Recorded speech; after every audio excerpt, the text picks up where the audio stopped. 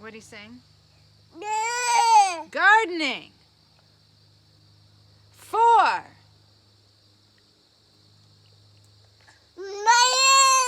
Babies. Yeah.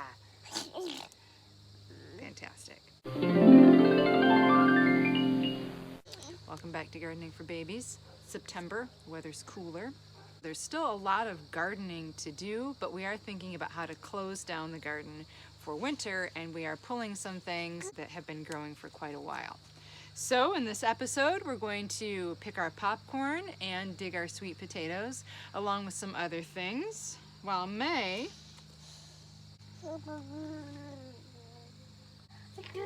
embraces the universe.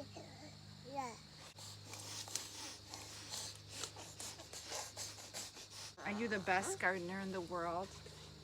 Are you the best gardener in the world? Probably. I think so. I think you probably are.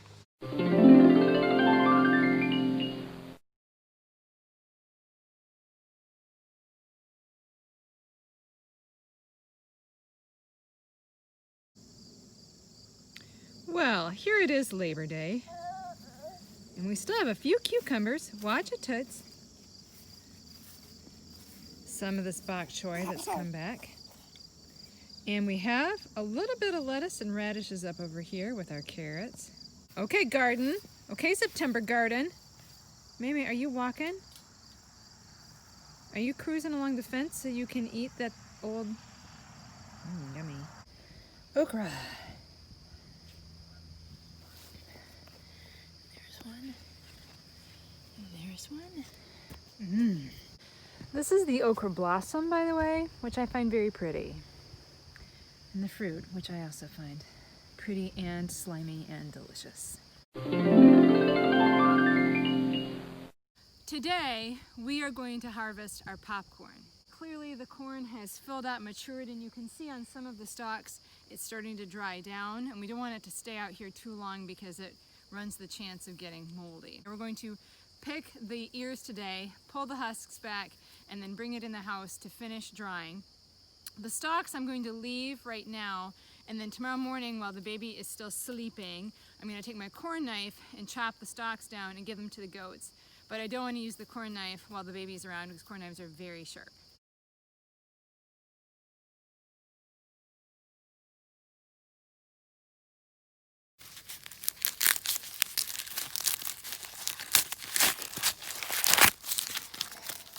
This is a really small ear. This popcorn will pop. It'll be good, but we want an ear that looks more like this. This is actually a really good ear of popcorn. Long ago, I was growing a popcorn seed that I bought that included some of this native corn that has all the different colors. And I started cross-pollinating it with the yellow and white popcorn I had, and some blue and some red popcorn I had. And ever since, my popcorn has been multicolored. So that's why my popcorn is multicolored popcorn. It's gonna dry down. You keep it on the cob because it'll regulate moisture. Would you like this? Why don't you have a little harder one? Have this one for me.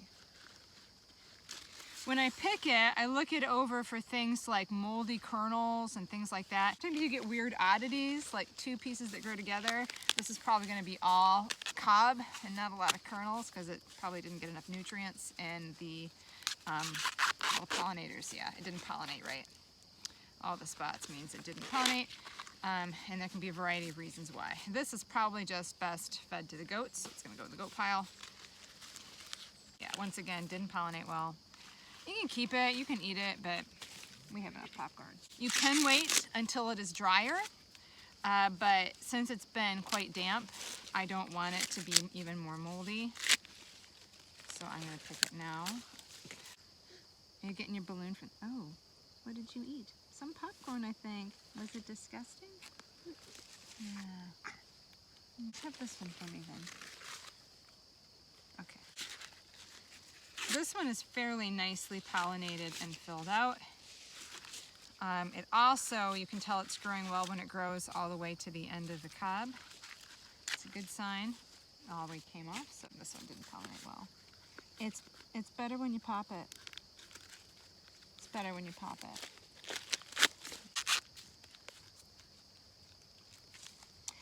So this ear that May is chewing on, FYI, is going to go to the goats, even though it was a perfectly good ear, because now that some of the kernels are nibbled, they stand a good chance of molding. And so I might as well just give it to the goats. Are you doing what Mom is doing? Big girl. Yeah, this one has got some mold and junk at the top, so I just break that part off. That part goes to the goats. And then this part is still healthy. And so we'll keep that.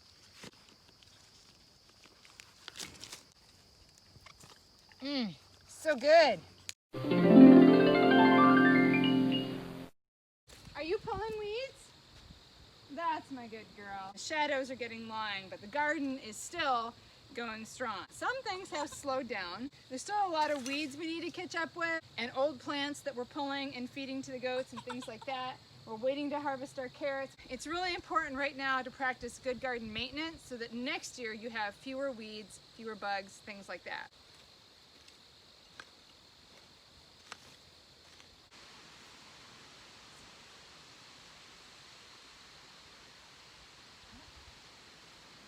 Kind of weedy in the fence, isn't it? Carrot.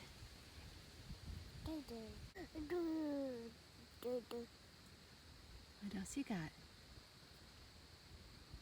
Weeds. Yeah, you pulled it.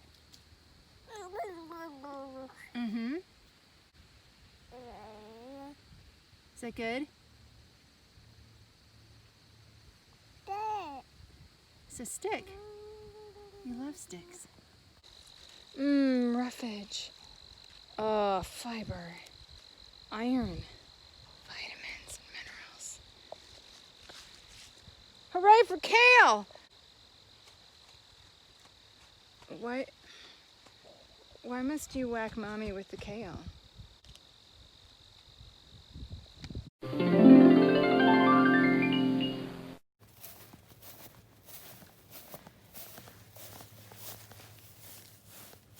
That's frost. That's frost. And that looks like frost. Our one pumpkin survived.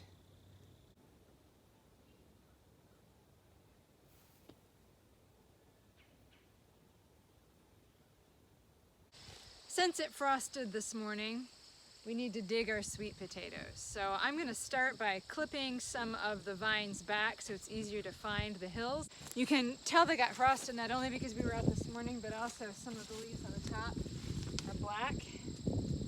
And it might not have been enough to totally kill the plants, but it was enough that I don't want to take the chance.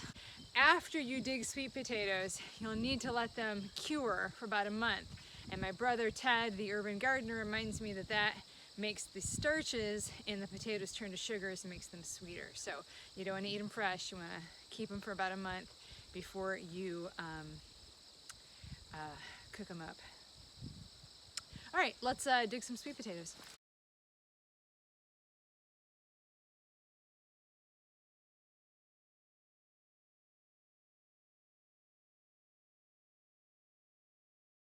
Now with all of the greenery out of the way, we can find our 6 original hills, 1, 2, 3, 4, 5, 6.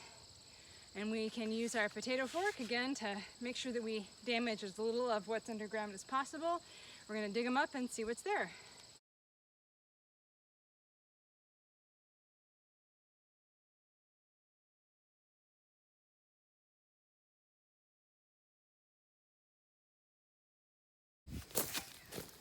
Weed, weed, weed, weed. So these things, we can already see one popping right out of the ground right there. Mostly just try and work off the dirt around them so it's loose, and that way it's easier to pull the actual potato up. So start back here a little bit and hope they don't stab anything important. Although it just made a noise that's not very good noise. Like that. Let's see if that's enough to pull the smoke without breaking it. There's one. You out.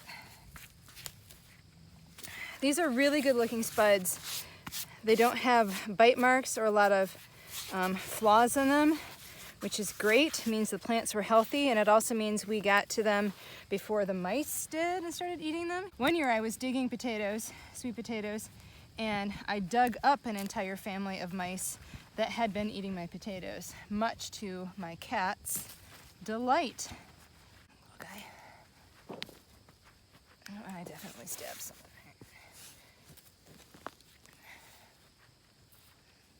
Yeah, so I stabbed this one.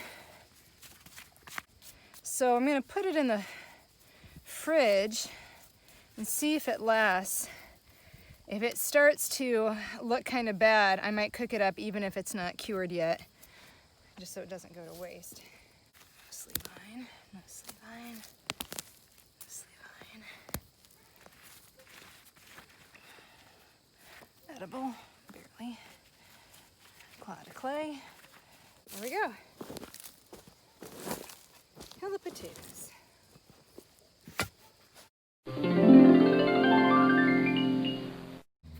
Since I'm out here with the tools and I'm trying to clean up the garden, the gladiolus are done blooming and they can be pulled for winter. They will not overwinter, so you need to pull them. And as I was instructed by my Aunt Shayla, the master gardener, clip the tops, leave a little room. I'm just going to gently pull these apart a little bit at the roots, like so. Oh, there's the old bulb. And then are you ready to plant next summer? Hello, kale. This was one plant. It's now 3.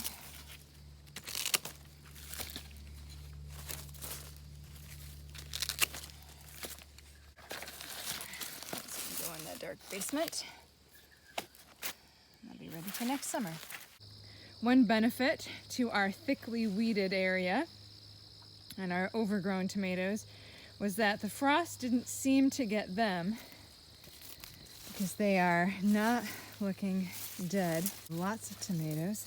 I'm gonna eat this one. Look at that. I'm gonna eat it. What you doing over there, pumpkin? Well, it frosted me. And look it, we kept it alive. It's a little lumpy and bumpy. Since the plant has been killed by frost, we need to pick the pumpkin. Should have brought clippers. And there you are, pumpkins. Which one's cuter? The garden itself is starting to look pretty bare now. We have a couple of bok choy that are doing okay.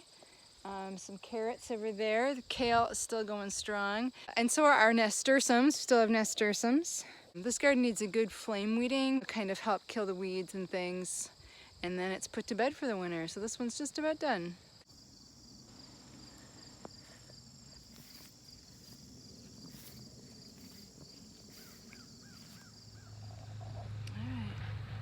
There's our garden, almost closed down. Not a whole lot left, but kale. Always kale. Do you want to tell us more about the kale? Do you just want to throw it?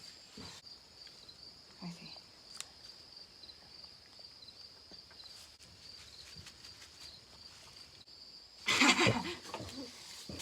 How'd you get this dirt on your face?